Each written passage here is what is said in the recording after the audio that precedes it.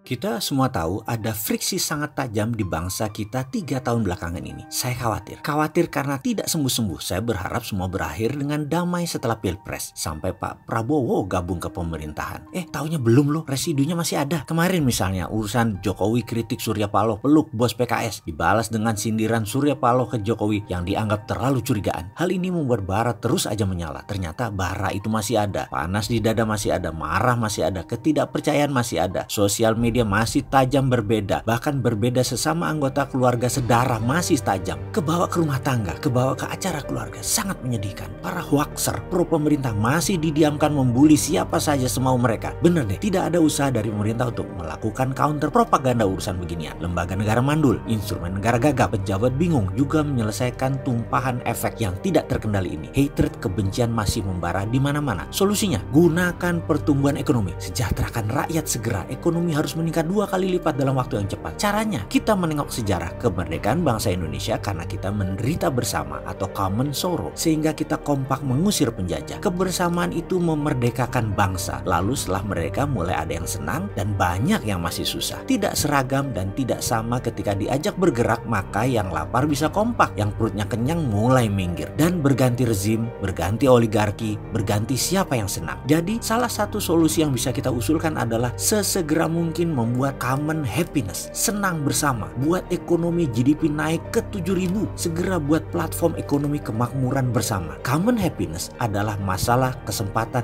usaha swastanisasi, karena saat ini ekonomi mayoritas dikuasai kaum minoritas. Ini berbahaya. Sebentar, jangan takut ya warga WNI keturunan yang minoritas. Anda hanya 4%, tapi pegang 60% ekonomi Indonesia. Jangan takut, kita nggak akan mengambil hak Anda. Hanya kami minta semua kekayaan Anda jangan ada ditaruh di luar negeri. Begitu ada yang taruh di luar negeri, ya usahakan balik deh ke Indonesia tunainya. Kalau nggak balik nanti paspor Anda akan dirobek loh. Anda akan jadi stateless, tak bernegara. Silahkan cari negara lain dan jangan usaha di Indonesia juga ya. Bagaimana wahai pejabat? Ide robek paspor ini terlalu sontoloyo ya? Ini bukan ide saya, ini ide pemerintah Cina untuk menekan para pengusaha nakal yang taruh uang di luar negeri. Jadi kalau duit kalian balik ke Indonesia, kalian memang saudara. Kalau tidak, ya jadi tahu aja nasionalisme kalian di mana. Lalu program nasionalisasi swasta itu bagaimana? Program nasionalis swasta ini sebenarnya program pro swasta dan UKM. Ini bukan masalah pri dan non pri, keturunan non keturunan, bukan. Sekali lagi bukan, ngapunten, bukan. Sudah hilang kata-kata non pri dan pri itu. Bagi saya siapa saja pemegang paspor hijau berlogo Garuda Pancasila adalah saudara saya sebangsa, sedarah, setanah air. Saya bukan pemberi label. Maaf, kepada siapa yang bersumpah setia pada merah putih dan terbukti loyal, itu saudara kita, sebangsa, setanah air. Tetapi ada fakta dalam keberhasilan ekonomi adalah 20% manusia Indonesia menguasai 80% kekayaan nasional, dan ada 4% manusia di Indonesia menguasai 60% kekayaan nasional. Jujur, saya nggak akan tanya yang 4% itu asalnya dari mana. Titik. Saya nggak akan bahas, walaupun kita tahu mereka kebanyakan adalah WNI keturunan. Yang saya bahas adalah bagaimana agar yang 96% setidaknya bisa meningkat derajatnya 4-5 kali lipat segera. Caranya gampang, gunakan strategi penyeimbang. Cari pengusaha tangguh dari tingkat nasional, provinsi hingga kabupaten. Bukan pemain lama, harus pemain baru dan diberi fasilitas. Mereka dikasih fasilitas standby loan misalnya, atau kemudahan berbisnis tanpa embel-embel izin yang panjang. Misalnya skala nasional, pilih 10 pengusaha setiap tahun selama 5 tahun jadi ada 50 orang dan beri fasilitas standby loan sampai 10